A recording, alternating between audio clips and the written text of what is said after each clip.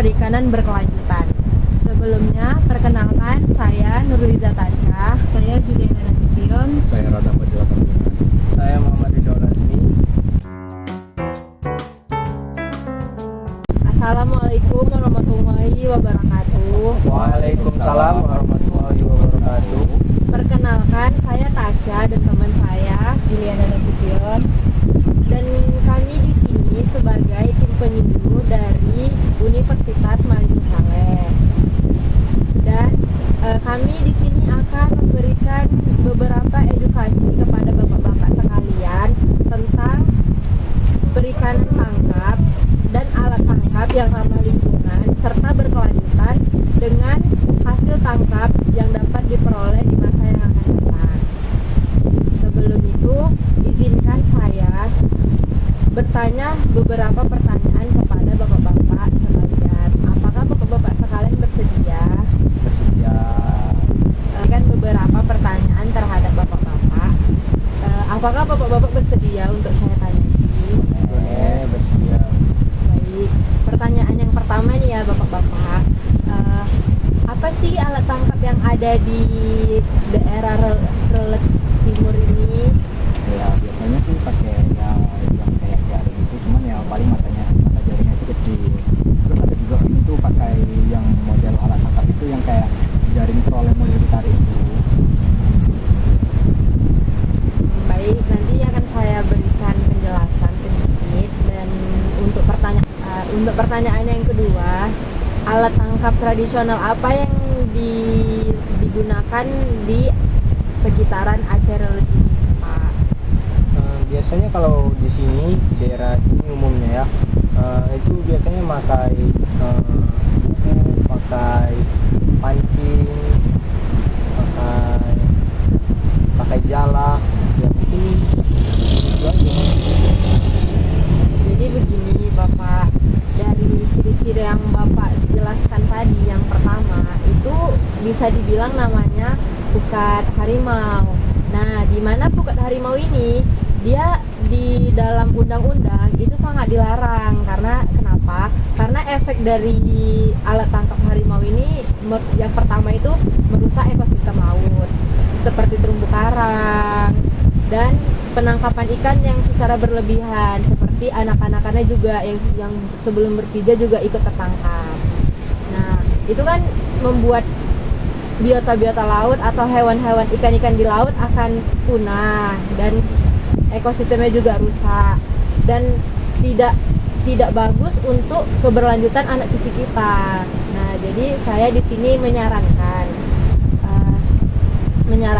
Bapak untuk menggunakan seperti jaring ini, dimana mesisnya kecil, dimana jika itu Bapak lakukan selanjutnya akan membahayakan Bapak, dimana undang-undangnya itu udah tercantum nih Pak di pasal 85 Undang-Undang 31 tahun 2004, dimana Bapak akan dikenakan pidana 5 tahun penjara dan denda 5 miliar.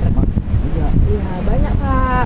Jadi saran saya sebaiknya Bapak bisa menggunakan alat tangkap yang ramah lingkungan seperti jaring yang size-nya itu lebih besar. Jadi fungsi size-nya itu besar agar ikan-ikan atau anak-anakan ikan yang belum berpijak tidak terikut dan tidak terjerat. Yang terjerat hanya ikan-ikan yang memang sudah indukan dan akan siap untuk dikonsumsi atau diperdagangkan kembali. Seperti itu Bapak-bapak. Baik.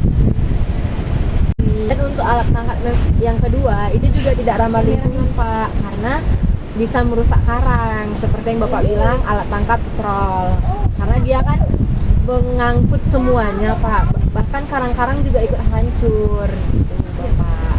Semoga edukasi atau saran saya dapat diterima oleh bapak-bapak. Dan selanjutnya akan dijelaskan oleh teman saya. Nah, sebelum kita lanjut nih Pak, saya ingin bertanya kepada bapak-bapak sekalian, apakah bapak-bapak menggunakan aplikasi seperti TikTok, YouTube, dan juga Instagram? Kalau untuk TikTok sih ada, tapi ya cuma sekedar untuk nonton aja sih. Oke. Nah, selain kita menggunakan untuk hiburan atau nonton atau scroll TikTok, kita bisa juga memanfaatkannya itu dengan mempromosikan hasil jualan kita, seperti hasil jualan bakso, tempe, atau contohnya seperti yang tadi. Nah, dengan Bapak mempromosikan di aplikasi-aplikasi tersebut, Bapak juga banyak orang mengenal hasil produk Bapak yang bisa dijualkan oleh kepada masyarakat setempat, dan juga bisa untuk membuka peluang bagi masyarakat setempat. Baik Pak, sekian edukasi yang dapat kami berikan terhadap bapak-bapak. Semoga dapat diterima dengan baik. Dengan penutup saya ucapkan Assalamualaikum warahmatullahi wabarakatuh. Waalaikumsalam. Warahmatullahi wabarakatuh. Waalaikumsalam warahmatullahi wabarakatuh. Baik, sebelumnya perkenalkan kami dari tim penyuluhan Universitas Maluku Saleh dengan saya Randa Fadila Panjenengan. Dan saya Muhammad Ridho Lazmi. Di sini kami ingin memberikan edukasi atau sedikit ilmu ya kepada ibu-ibu sekalian terhadap hasil tangkapan dari nelayan yang nilai jualnya itu tidak terlalu tinggi. Nah, baik, sebelumnya itu kami ingin bertanya kepada ibu-ibu. Nah, biasanya itu suami-suami ibu kalau misalnya habis melaut ikan-ikan yang hasil nilai jual ekonomi saja yang tidak terlalu tinggi, biasanya ibu apakan gitu? Apakah dijual atau ibu olah sendiri?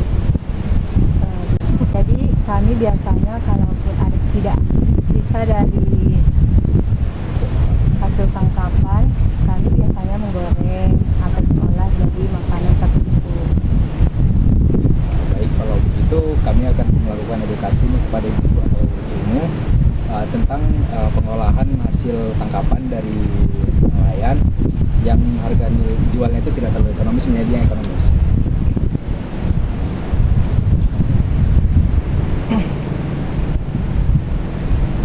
Selain dari yang ibu sebutkan tadi, kami ada edukasi sedikit tentang pengolahan hasil tangkapan dari nelayan yang nilai jualnya itu kurang ekonomis menjadi ekonomis ya Bu. Yang pertama itu ada pembuatan nugget ikan ya Bu ya, yang alat dan bahan-bahannya itu ya tidak terlalu mahal atau juga tidak terlalu ribet atau susah, dan juga memiliki nilai ekonomis yang tinggi Bu. Nah, dan alat-alatnya itu ya kayak dandang, baki atau wadah, terus ada baskom, ada loyang, ada cetakan, ada pisau, talenan, spatula atau biasa kalau di dapur itu bilang sutil lagi ya, atau penggilingan, dan kompor. Dan ibu nih kalau misalnya nggak ada penggilingan, bisa menghaluskan ikannya itu dengan cara pakai pisau atau talenan ya. Baik, di sini saya akan menjelaskan bagaimana proses pembuatan nugget dari hasil penangkapan ikan yang nilai jualnya yang kurang ekonomis. Baik, di sini alat-alatnya tadi kan sudah disebutkan dengan rekan saya. Sini saya akan menjelaskan tahap-tahapnya atau proses-proses pembuatannya. Pertama Bu, itu ikan kita cuci terlebih dahulu. Kita cuci hingga bersih, hingga tidak ada kotor-kotoran sama sedikit pun. Kemudian ikan dipotong dan dipisahkan tulang dan dagingnya agar, Atau biasa juga kita fillet gitu ya. biar nuggetnya itu lebih lembut gitu Bu, nggak ada tulang-tulang yang keras. Kemudian dagingnya dilumatkan atau digiling pakai chopper.